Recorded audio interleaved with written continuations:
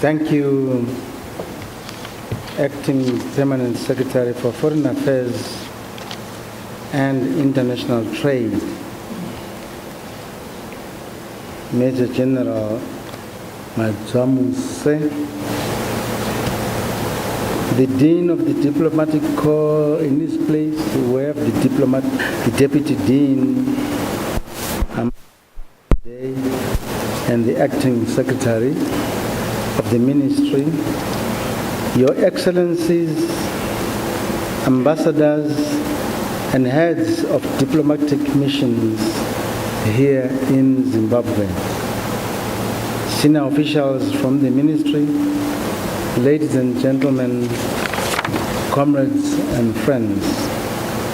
Good afternoon to you all, and most welcome to this briefing. As we are meeting for the first time in the new year, let me take this opportunity to wish you a bountiful and prosperous year ahead in the common endeavor to solidify the friendly relations that happily exist between or among our nations.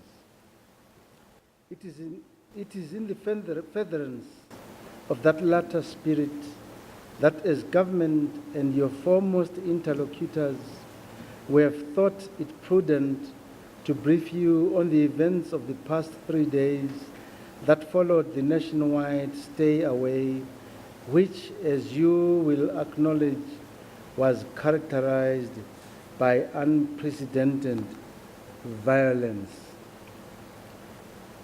At the outset, you will all agree with me that it is the primary duty of government to ensure that its citizens are secure and able to fully exercise their rights, including the right to protest, albeit in a peaceful manner, and not impinge on the rights of other citizens or threaten the security of the state.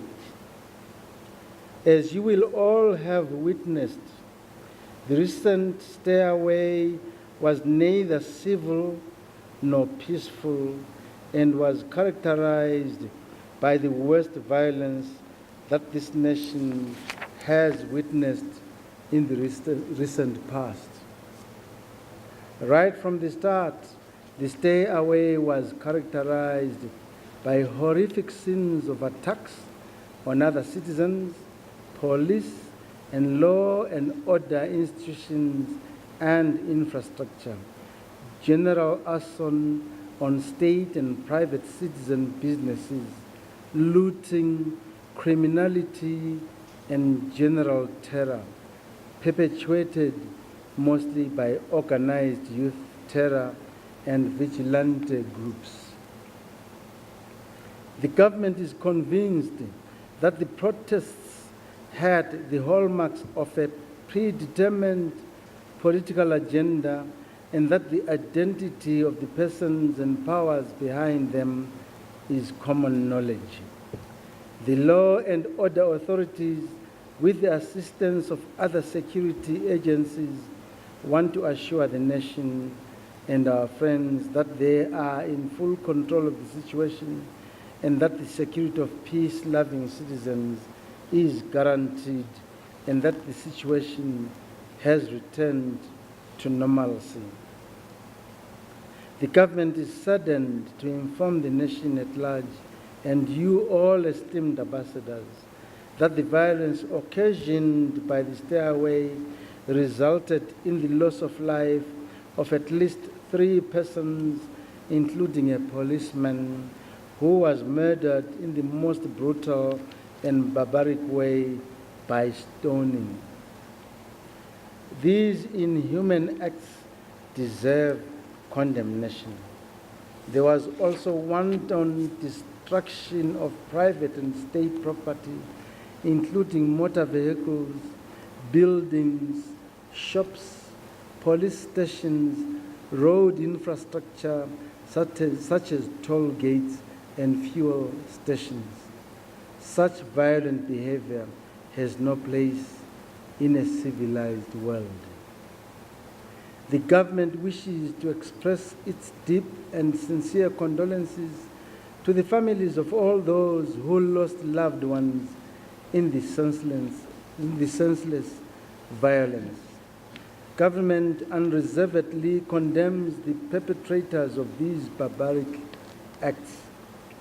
We want to assure the nation and you all that all those responsible for this criminality will be brought to book and face the full wrath of the law. The government is also keenly aware that the recent confrontation has been fomented by extraneous forces guised as civil society groups or non-governmental organizations in the pursuit of a nefarious agenda of unseating a constitutional government. While the new dispensation has opened democratic space and continues to guarantee civil and political freedoms enshrined in the country's constitution, it will not brook interference in its domestic affairs from any quarter whatsoever. This is, as you all are aware, a universal principle governing international relations globally. Therefore, notwithstanding, let me reiterate that as government we cherish the friendly relations we have with all of you and appreciate the continued friendship and assistance to our nation. We are thus determined to continue deepening the cordial relations between Zimbabwe and your individual countries and institutions. As you will appreciate, the government of the Second Republic has set itself a very ambitious yet achievable national goal, that is Vision 2030. This is the country's pathway to economic recovery through clearly laid out sustainability programs that were announced on the presentation of the 2019 national budget by the Minister of Finance and Economic Development in November 2018.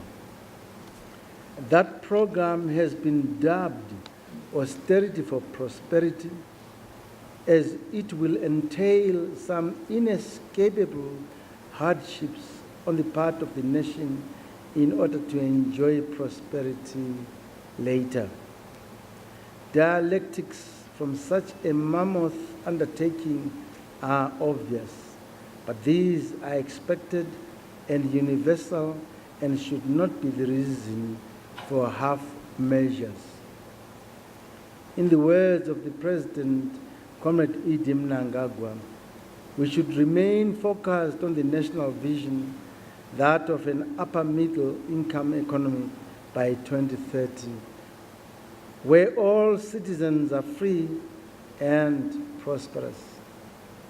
Faith, conviction, and determination will enable us as a nation to reach our esteemed goal. I want to reassure you that no amount of destruction, whether political or otherwise, will shift our attention from the goals and path that we have set for ourselves. As in the past, we count on your invaluable support and cooperation in achieving this noble goal. Before concluding, let me underline that the President and the entire government is not oblivious to the current difficulties and, in some cases, the dire circumstances that confront our nation, and would like to reassure that government will continuously intervene with mitigatory measures to ease any pain and difficulties thence. In conclusion, let me again appreciate the support and cooperation that our country continues to enjoy with all nations of goodwill, and want to assure you all that this friendship inspires us even more. With your assistance, the new dispensation will take this great nation to the heights of Vision 2030.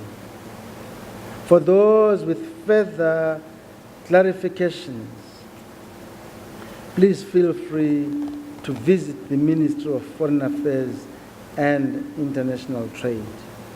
I thank you.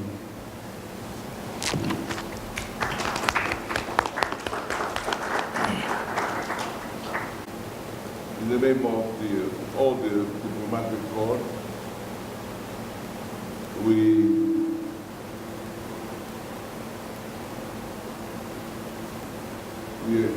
thank you, Your Excellency, for the opportunity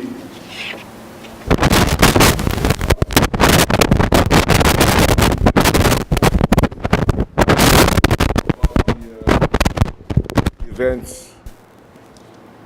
We had the possibility to live in Harare and the rest of the country in these last 3 days. The information we have received from Your Excellency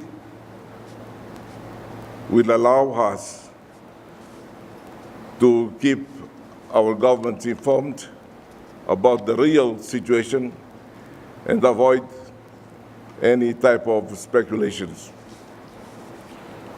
We sincerely hope that all problems or this specific problem will be solved in a democratic framework and in a peaceful manner. We are sure, knowing the character of the Zimbabwean people, we are sure that this situation will be solved very soon. This opportunity for us is going to allow us to accompany in a better way what is what is happening in the country, and give to the government and to the people whatever, in any way, whatever possible, I'd say, sign of solidarity for the solution of the problems. Excellency, the Zimbabwean people may count on the solidarity of all the ambassadors present accredited in Zimbabwe, and we hope that the problem be solved in the best way. So, Excellency, thank you very much. Your Excellencies, this marks the end of our briefing. Thank you very much for coming. Thank you, Honorable Minister. Thank you. Thank you.